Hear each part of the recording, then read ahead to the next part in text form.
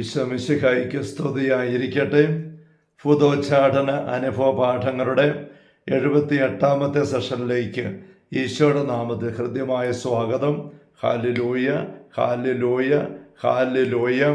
2 വർഷം മുമ്പ് ഇവിടെ വാഗമണ്ണിൽ മൗണ്ട് നെബോ ആബാ ഭവനത്തിൽ ആത്മീയ സഹായം തേടി കൊണ്ടുവരപ്പെട്ട ഒരു 22 വയസ്സുകാരി പെൺകുട്ടി, അവൾക്ക് വേണ്ടിയിട്ട് ഏതാനും ദിവസങ്ങൾ അവൾക്ക് വേണ്ടി മാത്രമായിട്ട് ഞങ്ങളുടെ ശുശ്രൂഷകരെ കൂട്ടി ഒരുമിച്ച് ഇങ്ങനെ പ്രാർത്ഥിച്ചു. ആ പ്രാർത്ഥനയുടെ ഇടയിൽ അവളിൽ നിന്ന് ആദ്യത്തെ ഒരു പൈശാചിക അരുവി വിട്ടുപോകുന്ന ദിവസം, അതിനു മുമ്പ് ആ പ്രഭാതത്തിൽ ഉണ്ടായ ഒരു സംഭവമാണ് ഞാൻ നിങ്ങൾ സത്യം വെക്കുന്നത്. ഇപ്പോഴും ഈ പെൺകുട്ടിയെ കൊണ്ട് മാതാപിതാക്കൾ മറ്റു ശുശ്രൂഷകരും കൂടെ രാവിലെ പ്രഭാത ഭക്ഷണത്തിനായിട്ട് ഊണുമുറിയിലേക്ക് വരികയാണ്. ഞാൻ അവിടെ ഇല്ല, ഞാനിപ്പോൾ തന്നെ മുറിയിലാണ്.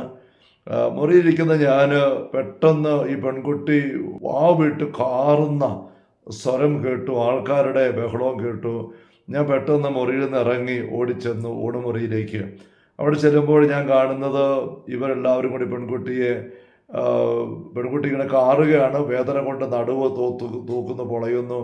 മാതാപിതാക്കളും ശുശ്രൂഷകരും ഒക്കെ അവിടെ നടുവിങ്ങനെ തൂത്തു കൊടുക്കുന്നു. ഞാൻ കാര്യം ചോദിച്ചപ്പോൾ അവർ പറഞ്ഞു, ഞങ്ങളിങ്ങനെ നടന്ന് ഇങ്ങോട്ട് വരുമ്പോൾ പെട്ടെന്ന് ആരോ പുറകിൽ നിന്നും ഇങ്ങനെ ചാടി വന്ന് ചവിട്ടുന്ന പോലെ അവിടെ നടുവിനിട്ട് അവളിങ്ങനെ നിന്ന നിപ്പിൽ വളഞ്ഞു കുത്തി മുന്നോട്ട് ആഞ്ഞ് ഭിത്തിക്കിട്ട് പോയി തട്ടിയില്ലെന്നേ ഉള്ളൂ. കൊച്ചു വേദന കൊണ്ട് കാറ് കാണിപ്പോഴും.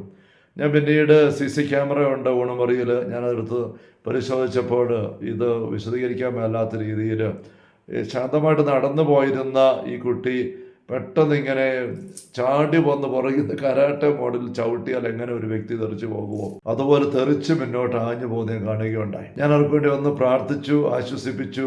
ഭക്ഷണം കഴിക്കാൻ പറഞ്ഞ് ഭക്ഷണം എടുത്തു കൊടുത്തിട്ട് ഞാൻ തിരിച്ചെൻ്റെ മുറിയിലേക്ക് പോന്നു. ഏതാനും മിനിറ്റ് കഴിഞ്ഞ് കാണും, വീണ്ടും ഇതുപോലെ തന്നെ ഒരു കാറിച്ച് ബഹളവും ഊണുമുറിന്ന് കേട്ടിട്ട് ഞാൻ വീണ്ടും എൻ്റെ മുറിയിൽ നിന്ന് ഇറങ്ങി ഓടിച്ചെന്നു. ചിലപ്പോൾ കാണുന്ന കാഴ്ച, അന്ന് ദോശയും സാമ്പാറുമായിരുന്നു പ്രഭാത ഭക്ഷണം. സ്റ്റീൽ പാത്രത്തിനകത്താണ് അത് കഴിക്കാൻ അവരെടുത്തിരുന്നത്. ഈ പെൺകുട്ടിയെ ഭക്ഷണം കഴിക്കാനായിട്ട് ഇങ്ങനെ എടുത്ത് വെച്ചിട്ട് കഴിക്കാൻ തുടങ്ങിയപ്പോഴേക്കും ആരും അവളുടെ കഴുത്തിന് പിടിച്ച് തല കൊണ്ടുപോയി വളച്ച് കുനിച്ച് ഈ പാത്രത്തിലിട്ട് മുക്കുന്ന പോലെ മുക്കിയിട്ട് വട്ടം കറക്കി ആ പാത്രം തെറിച്ചങ്ങ് നിലത്തോട്ട് വീണു. ദോശയും സാമ്പാറും എല്ലാം കൂടെ മുഖത്തും എല്ലാം വീണു, ഉടുപ്പെല്ലാം വീണിട്ട് ഈ കൊച്ചിങ്ങനെ പേടിച്ചരണ്ട് കാറുന്ന കാഴ്ച ഞാൻ കാണുന്നത്. അപ്പോൾ അവർ പറഞ്ഞു, ഇതാണ് സംഭവം നടന്നത്, ഇതെങ്ങനെ സംഭവിച്ചെന്ന് അറിയത്തില്ല. ഞാൻ അപ്പോൾ സ്റ്റോളൊക്കെ എടുത്തിട്ടുണ്ട് വന്നിട്ട് ഹോളി വാട്ടറൊക്കെ തളിച്ച് ഒന്ന് പ്രാർത്ഥിച്ചിട്ട് ഞാൻ തിരിച്ചു പോന്നു ഭക്ഷണം കഴിക്കാൻ പറഞ്ഞുകൊണ്ട്. പക്ഷേ ഏതാനും മിനിറ്റ് കഴിഞ്ഞ് വീണ്ടും ഇതുപോലെ തന്നെ ഒരു കാറിച്ച കേട്ടു. ഞാൻ ഓടിച്ചെന്നപ്പോൾ കാണുന്നത് അവൾ സ്റ്റീൽ ഗ്ലാസ്സിൽ ചൂട് കാപ്പി കുടിക്കാനായിട്ട് എടുത്തപ്പോഴേക്കും അതൊരൊറ്റ തട്ട് അവിടെ മുഖത്തോട്ട് മുഴുവൻ അത് വീണിട്ട് നിലത്തോട്ട് ഒഴുകി ഇങ്ങനെ ചൂട് കാപ്പി പൊള്ളുന്ന അവസ്ഥയിൽ മുഖമെല്ലാം ഇങ്ങനെ കൊച്ചു വീണ് കാറുകയാണ്. അപ്പോൾ ഞാൻ വിചാരിച്ചു, ഇതൊരു സാധാരണ അത്ര ഞെരുക്കം നമുക്ക് വരാറില്ല ശുശ്രൂഷയിൽ, പക്ഷെ ഇതൊരു ഒരു ഞെരുക്കത്തിൻ്റെ വക്കിലേക്ക് ഇതിങ്ങനെ പോയാൽ എങ്ങനെ ആകുമെന്നൊരു ചിന്ത എൻ്റെ ഉള്ളിൽ വല്ലാതെ അനുഭവപ്പെട്ട ഒരു നിമിഷമായിട്ടത് മാറി.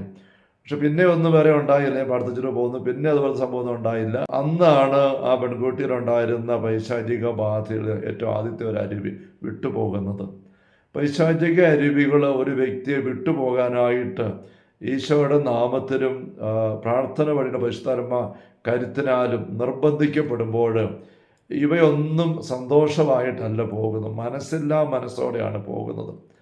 അങ്ങനെ പോകുമ്പോൾ അതിന് തൃപ്തിയില്ലാത്തതുകൊണ്ട് എന്തെങ്കിലും അതിൻ്റെ അരിശം തീർക്കാനായിട്ട് നോക്കുക എന്നുള്ളത് സ്വാഭാവികമാണ്. ഇത് നമ്മുടെ ശുശ്രൂഷയിലൊക്കെ ആയിരിക്കുമ്പോഴും വിടുതലിന് വേണ്ടി പ്രാർത്ഥിക്കുമ്പോഴൊക്കെ ഒന്ന് കരുതിയിരിക്കേണ്ട കാര്യമാണ്. വീട്ടിൽ ഒരു ചേട്ടനും അല്ലെങ്കിൽ പിള്ളേർ എന്തെങ്കിലും അവർ കളിപ്പാട്ടം എടുത്തിട്ട് തട്ടിപ്പറിച്ച് മറ്റവൻ അതിനു വേണ്ടി അങ്ങോട്ടും ഇങ്ങോട്ടും ഒന്നുള്ള വഴക്ക് പിടിച്ചു വലിക്കലൊക്കെ ഉണ്ടാകുമ്പോൾ ബഹളം കേട്ട് അപ്പൻ ഇറങ്ങി വന്ന് പപ്പ ഇറങ്ങി വന്നിട്ട് ആരാടാ എന്താണ് വിഷയം ചോദിക്കുമ്പോൾ ഒരുത്തൻ പറയുകയാണിത് എൻ്റെ അതാണ്, അത് കളിപ്പാട്ടം അല്ല ആ സാധനം, അത് അവൻ എടുത്തുകൊണ്ട് പോയി, അവൻ തരുന്നില്ല. പപ്പ ചോദിക്കുകയാണ്, ആരുടെയാടാ ഇത്, നിൻ്റെ ഇരിക്കുന്നത് ആരുടെയാണ്, നിൻ്റെയാണോ? അവൻ മിണ്ടുന്നില്ല. നിൻ്റെയാണോടാ അത്, അവൻ്റെയാണോ? കൊടുക്കടാ അങ്ങോട്ട്, കൊടുക്കണമെന്ന് പറഞ്ഞ് പപ്പ നിർബന്ധിക്കുമ്പോൾ മറ്റവൻ ഇവിടെ വന്നുകൊണ്ട് താടാ ഇങ്ങോട്ട്, ഇപ്പം തീർക്കുന്ന തരാറാകും, താടാ ഇങ്ങോട്ട് എന്ന് പറഞ്ഞുകൊണ്ട് അവനിങ്ങനെ വിജയ രീതിയിൽ അപ്പുറത്ത് നിന്നുകൊണ്ട് മറ്റവൻ ഇങ്ങനെ കാണിക്കുമ്പം ഈ ചേട്ടൻ അവന് കൊടുക്കാൻ ഇഷ്ടമില്ല. പക്ഷെ പപ്പ അരിശപ്പെട്ട് പറയുന്ന തല്ലു വരുന്ന ഉഴപ്പാണ്. അപ്പോഴേക്കും കൊടുക്കാൻ നിർബന്ധിക്കപ്പെടുമ്പം ഇതെങ്ങനെയായിരിക്കും കൊടുക്കാൻ നമുക്കറിയാം. അവൻ്റെ അടുത്ത് ചെന്നിട്ട് കയ്യിലോട്ട് കൊണ്ടിരുന്ന ഓക്കെ അങ്ങനെ കൊടുക്കുകയല്ല. അവനെങ്ങനെ കൊടുക്കുന്നത്? അവനത് കൈ പിടിച്ചിട്ട് അത് ഞെക്കി പീച്ചി അതിനെ എങ്ങനെയെങ്കിലും കേടാക്കിയിട്ട് അത് കാണുമ്പോൾ എടാ കൊടുക്കണം അങ്ങോട്ടും ഞെക്കരുത് എന്ന് പറഞ്ഞു കഴിഞ്ഞാൽ വലിച്ചെറിയ വെച്ച് കൊടുക്കും. അവൻ്റെ കൈ കൊടുക്കുകയല്ല, ഒരു നിലത്തോട്ട് വലിച്ചെറിയും, അല്ല അവൻ്റെ മുഖത്തോട്ട് വലിച്ചെറിയും. എന്നിട്ട് അവൻ പോകും. കാരണം അവനത് അതൃപ്തിയോടുകൂടിയാണ് ആ കാര്യം ചെയ്യുന്നത്. പപ്പായുടെ അധികാരത്തിന് കീഴിൽ അവൻ അനുസരിക്കാതിരിക്കാൻ പറ്റുകയില്ല. ഇങ്ങനത്തെ ഒരു അവസ്ഥയാണ് ഈ പൈശാചിക സാന്നിധ്യങ്ങൾ വിട്ടുപോകാനിട വരുമ്പോൾ അതുങ്ങൾ കാണിക്കുന്നത്. എന്തെങ്കിലും എവിടെയെങ്കിലും ഒരു ഉപദ്രവം ചെയ്തിട്ട് പോകാൻ പറ്റുമോ നോക്കും. നമ്മൾ വിശുദ്ധ ഗ്രന്ഥത്തിൽ ലഗിയോൻ ആവസിച്ചിരുന്ന മനുഷ്യൻ്റെ സൗഖ്യം കൊടുക്കുമ്പോൾ പിശാചുക്കൾ തങ്ങളെ പുറത്താക്കരുത്, ഇനി പുറത്താക്കുകയാണെങ്കിൽ പാതാളത്തിലേക്ക് വിടല്ലേ എന്നൊക്കെ പറഞ്ഞ് കെഞ്ചുന്ന രംഗം നമ്മൾ കാണുന്നുണ്ട്. ലൂക്ക 8-ാമത്തെ അധ്യായത്തിൽ 26 വാക്യങ്ങളുള്ള സംഭവം കാണുന്നു. അപ്പോൾ പാതാളത്തിലേക്ക് വിടല്. അപ്പം അതുങ്ങൾ പകരം പറയുന്നത് ആ പന്നികളിലേക്ക് ഞങ്ങളെന്നാൽ കയറിക്കോട്ടെ. ഈശോ അത് അനുവദിക്കുകയാണ്. അതൊരു അടയാളമാകാൻ വേണ്ടി ഈശോ അനുവദിക്കുന്നത്. ഈശോയ്ക്ക് അറിയാൻ സംഭവിക്കാൻ പോകുന്നത് എന്താണ്. ഈ പന്നികളിലേക്ക് പ്രവേശിക്കുന്ന പിശാചുക്കൾ ചെയ്ത് നമുക്കെന്തെന്നറിയാം. അത് ഈ പന്നികളെ വല്ലാണ്ട് പരിഭ്രാന്തമാക്കിയിട്ട് ആ പന്നിക്കൂട്ടം വരണ്ട് ഓടി കടലിലേക്ക് ചാടുന്നു, അങ്ങനെ മുങ്ങിച്ചാവുകയാണ്. അപ്പോൾ അതാ പിശാചുക്കൾ ആ ലഗിയോൻ ആവസിച്ച മനുഷ്യന് നാളുകളായിട്ട് ആവസിച്ച് അവനെ കൈകാര്യം അവനെ എങ്ങനെയെങ്കിലും തീർത്തെടുത്തിട്ട് പോകാൻ നോക്കിക്കൊണ്ടിരിക്കുമ്പോഴാണ് ഈശോ വന്നിട്ട് പുറത്തു പോകാനായിട്ട് ആജ്ഞാപിക്കുന്നത്. അപ്പോൾ അവർക്ക് പോകാതിരിക്കാൻ പറ്റുന്നില്ല, പക്ഷേ പോകാൻ മനസ്സില്ല. അവിടെ മനസ്സില്ലായ്മ അവർ പ്രകടിപ്പിക്കുന്നത് ഈ പന്നിക്കൂട്ടത്തെ കൊന്നു തീർത്തുകൊണ്ടാണ്. യഥാർത്ഥത്തിൽ അവിടെ പിന്നെ സംഭവിക്കുന്നത് നമ്മൾ കാണുന്നുണ്ട്. ആ പന്നിയുടെ ഉടമസ്ഥർ വിവരം അറിഞ്ഞ് എത്തിയിട്ട് ഈശോയുടെ അവിടെ നിന്ന് പോകാൻ ആവശ്യപ്പെടുന്നു. ഈശോ പോകാൻ തയ്യാറാവുകയും ചെയ്യുന്നു. അപ്പോൾ എന്തെങ്കിലും ഒരു ഉപദ്രവം വരുത്തിയിട്ടില്ലെങ്കിൽ അവിടെ അരിശം തീരത്തക്ക രീതിയിലുള്ളൊരു നാശം വരുത്തിയിട്ട് പോകാനുള്ള ഒരു പ്രവണത ഈ പിശാചുക്കൾക്ക് ഉണ്ട്. അപ്പോൾ ഞാൻ സൂചിപ്പിച്ചതുപോലെ നമ്മളും ബഹിഷ്കരണ മേഖലയിൽ പൈശാചികമായ സ്ഥാനം വിട്ടുപോകാനായിട്ട് ശക്തമായിട്ട് പ്രാർത്ഥിക്കുമ്പോൾ നല്ല ഒരു ജാഗ്രത എടുക്കേണ്ടതായിട്ടുണ്ട്. എവിടെയെങ്കിലും എന്തെങ്കിലും അവൻ്റെ അരിശം തീർക്കാനായിട്ട് ചെയ്തെന്ന് വരാം. പക്ഷെ നമ്മൾ പേടിക്കേണ്ട, പക്ഷെ പഴുതു കൊടുക്കരുത്. നമുക്ക് ദൈവിക സംരക്ഷണമുണ്ട്. പാമ്പുകളുടെയും തേളുകളുടെയും ശത്രുവിൻ്റെ സകല ശക്തികളുടെ മീത് ചവിട്ട് നടക്കാൻ നിങ്ങൾക്ക് ഞാൻ അധികാരം തന്നിരിക്കും. ഒന്നും നിങ്ങൾ ഉപദ്രവിക്കുകയില്ല. ആ സംരക്ഷണം നമുക്കുണ്ടെങ്കിലും അവൻ എവിടെയെങ്കിലും വെച്ച് നമ്മളെ ഭയപ്പെടുത്താൻ ഞെരുക്കാനായിട്ട് ശ്രമിക്കാൻ സാധ്യതയുണ്ടെന്നുള്ളത് നമ്മൾ അറിഞ്ഞിരിക്കേണ്ടതാണ്. Hallelujah, hallelujah.